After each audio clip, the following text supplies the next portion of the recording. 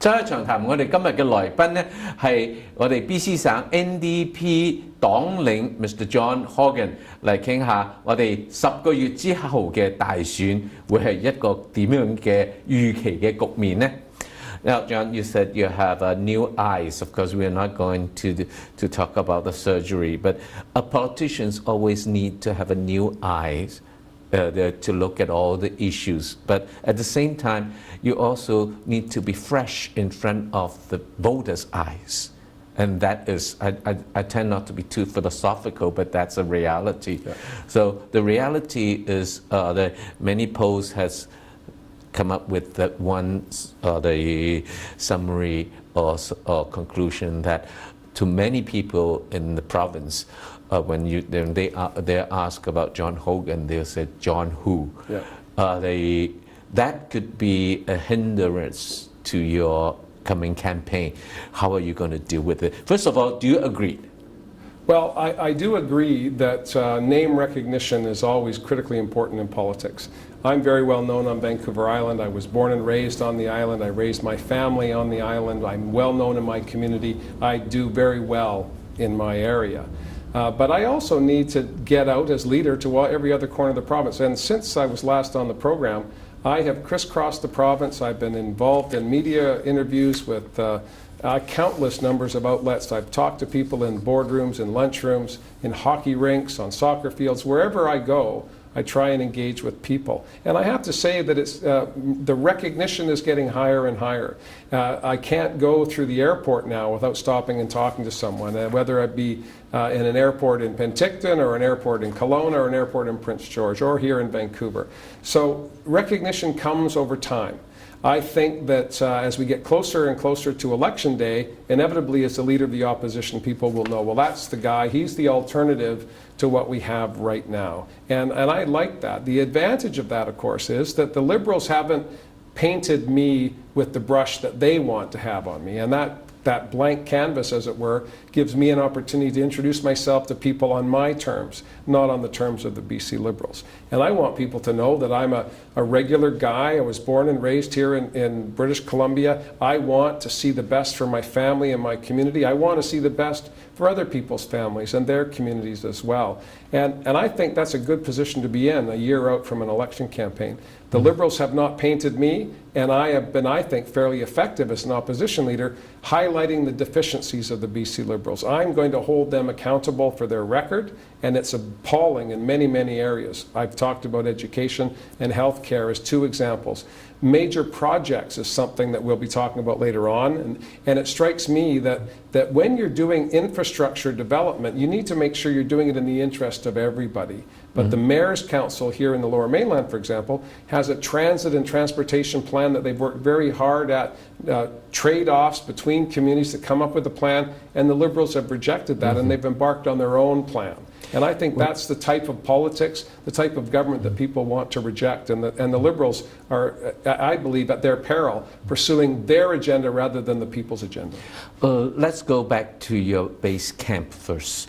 And the union relationships. In the past 6 months, we have some the quite eye-catching news, with particularly the steel workers unions, the Canada Building Trades Union, and the Iron Workers Union, all has reportedly been criticizing NDP, if not your leadership, and they just felt that they were being left out. The terms that they use is some of the terms that you used for the premier. So do you feel that it is over-exaggerated, or do you feel that there's something that you need to focus on the coming months? I'm comfortable with my relationship with working people. I'm comfortable with my relationship with organized labor. I often say that I used to wear a hard hat to protect my head when I worked in a pulp mill. The Premier wears a hard hat to get her picture taken. And that, I think, separates me from her in terms of relating to working people. I've been a roofer, I've packed drywall, I've worked in mills, I've pulled lumber on a green chain. So I understand what industrial unions membership goes through. I understand that. I've also run a business of my own, so I understand what it's like to meet a payroll. I believe that bringing those skills to politics helps me better understand the diversity of our economy. And if someone wants to criticize me, whether they be trade unionists, media personalities, or business leaders, I'm good with that. I think the role of a political leader is to take criticism and learn from it. So when people say I'm missing the point here or here, I try and go back and do my homework. I work hard every day to try and be the best I can be, to represent the values that I believe are mainstream values, not marginal, but mainstream. And I think that we need a government that doesn't focus on a particular ideological position, but focuses on the best interests of all British Columbians. And when you do that, you're going to offend people. You're going to take positions that create controversy, and I'm good with that too.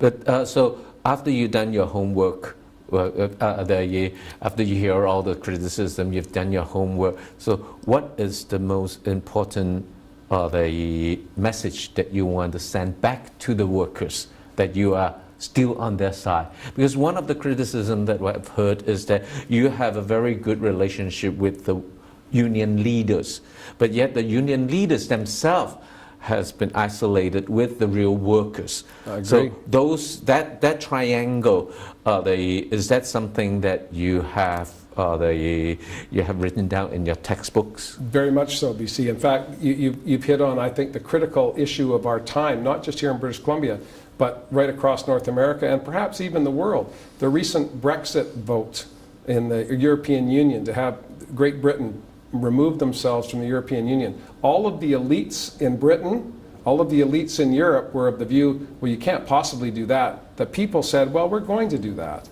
And when leaders, union leaders, don't have the same position as their members, then there's a conflict. And I think you look at Donald Trump, you look at Bernie Sanders, south of the border, these are politicians that are tapping into a discontent with the establishment.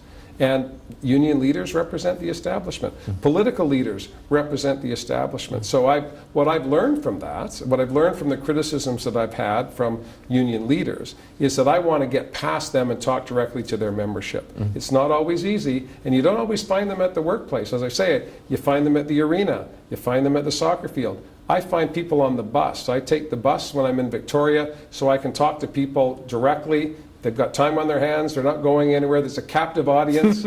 And so I find that a good way to communicate with people. Go where they are and talk to them directly about the things that are important to them.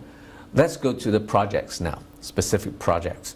One of the reasons that some analysts said the last election was not, that came to that kind of result is because the workers actually voted for the Liberals because of all the job opportunities that they have.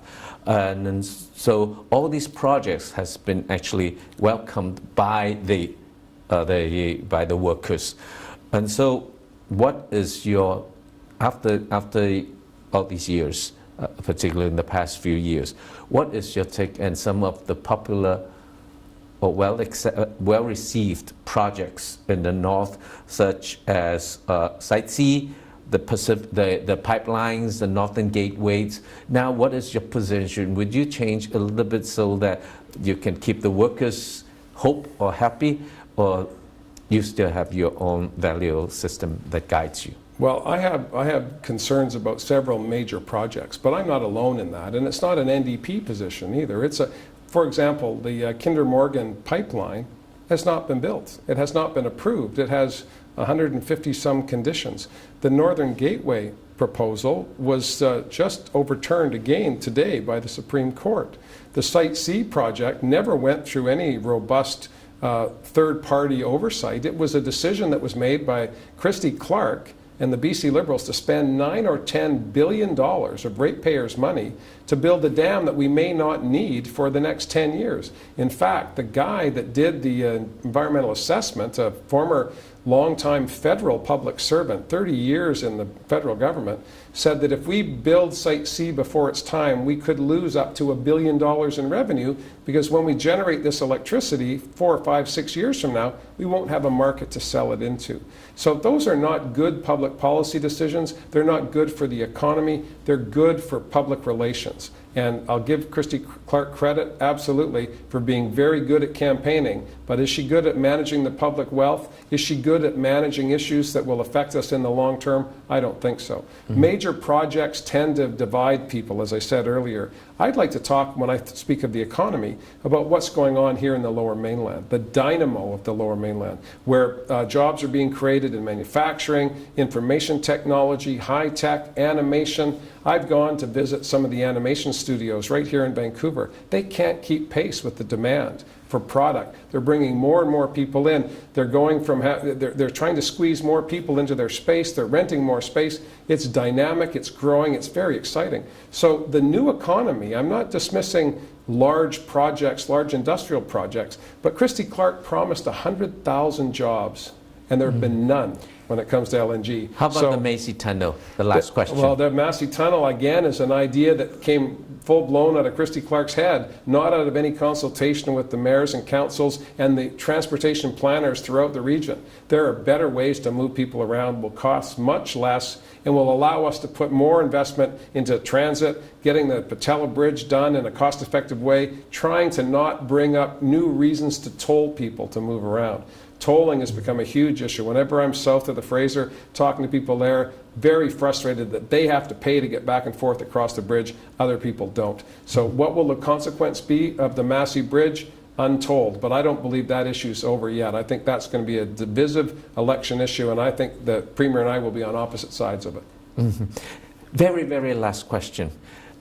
Remaining positive has been blamed for part of the reason why NDP lost last time. Are we going to see more nasty campaign this time? You're going to see a happy warrior in John Horgan. I'm going to be out campaigning with a positive, fresh outlook, and I'm going to be holding the Liberals accountable right up to 5 minutes past 8 on Election Day. They need to be accountable for their record. I don't think that's negative. I think that's reality. And I'm we looking look forward forward to seeing that, and we're going to witness that and hold you account. Thank you. Thank you very much. 真係長談深入時事話題，今日到此為止。我係黎拔佳 BC Lee，下次見。